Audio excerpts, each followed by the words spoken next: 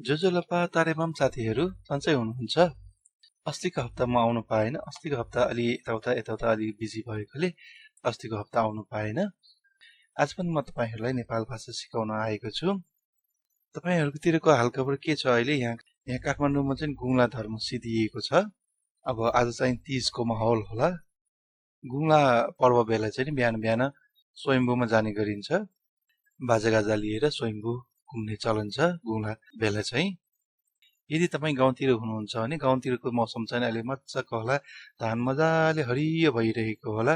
हावा आउँदाखेरि धानको जुन त्यो बालीहरू हुन्छ सरर त्यो धानको बालीहरूलाई हल्लाउँदाखेरि त्यो हावाले हल्लाउँदाखेरि कस्तो मजाको देखिन्छ। जुन त्यो धानको बालीमाथि वेभ जान्छ त्यो वेभ चाहिँ मजाको देखिन्छ। अब सुरु गरौँ हामी। अब नम्बर 1 मा छ सबै कुरा। सबै कुरा अर्थात् तक्को। अब कुरा भन्नलाई चाहिँ ख भनिन्छ। कुरालाई चाहिँ यसरी ख दक्को ख अर्थात् सबै कुरा। अब कहिलेकाहीँ कोही मान्छेले हामीलाई गाली गर्छ नि सबै कुरा भन्नुपर्छ भनेर। जस्तै कि सबै कुरा अब यहाँ एड गरौँ प्लस भन्नुपर्छ क्वेसन मार्क भयो यो। सबै कुरा भन्नुपर्छ भन्नको लागि चाहिँ दक्को ख ध्या मा ला यो यस्तो ध्यालाई पछि यो ड्यास दिउँ माला ध्यामाला भन्नुपर्छ भन्नु खोजेको हो। सबै कुरा भन्नुपर्छ।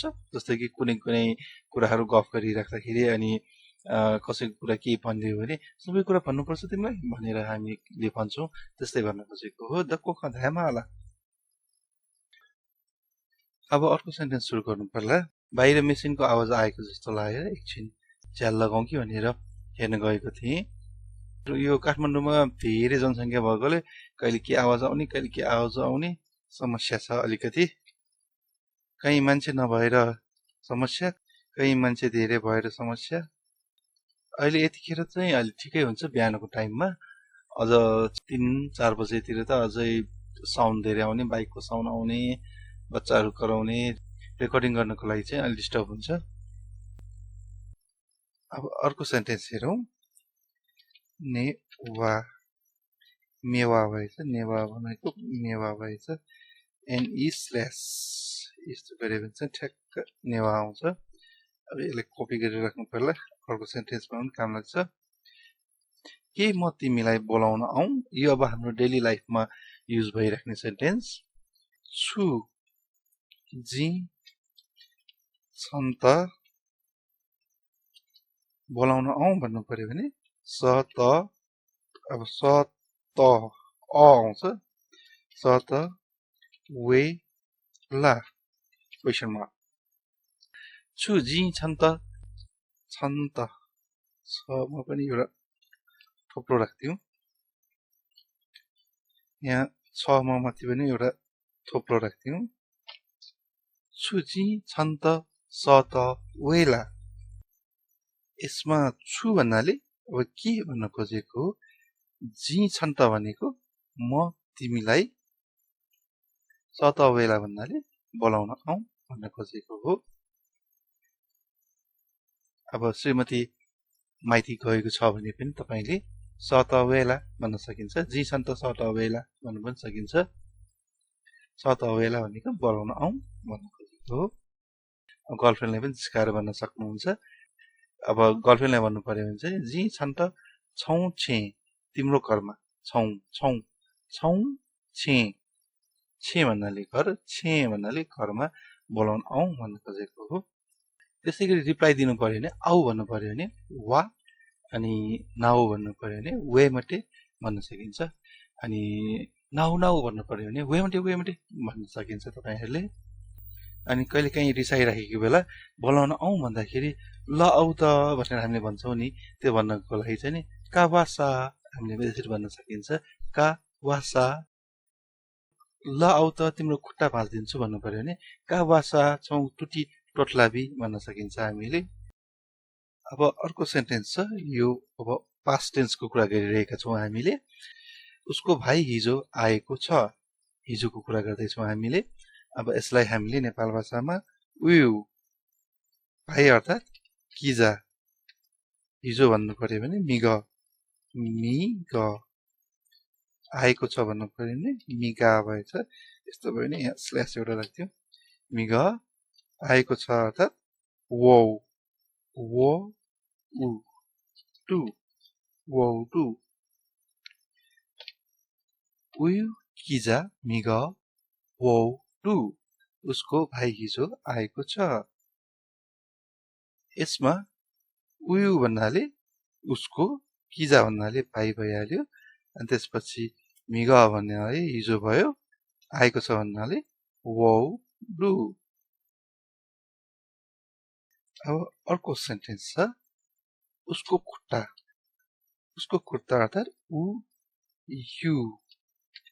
उयु टुटी त्यसपछि टुटी अर्थात् खुट्टा टुटी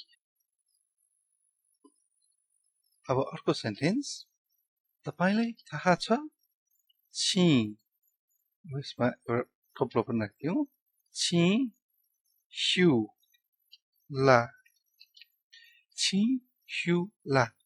थाहा छ अर्थात् स्युला छि अर्थात् तपाईले अब यसमा तपाईको सट्टा तिमीलाई थाहा छ भन्नु पर्यो भने चाहिँ छ भन्छ छिको सट्टा छ स्युला कसैलाई अब क्वेसन सोध्यो भने अब थाहा छ भने स्यु मात्र भन्न सकिन्छ थाहा छैन भने यसमा म एउटा थपेर मस्यु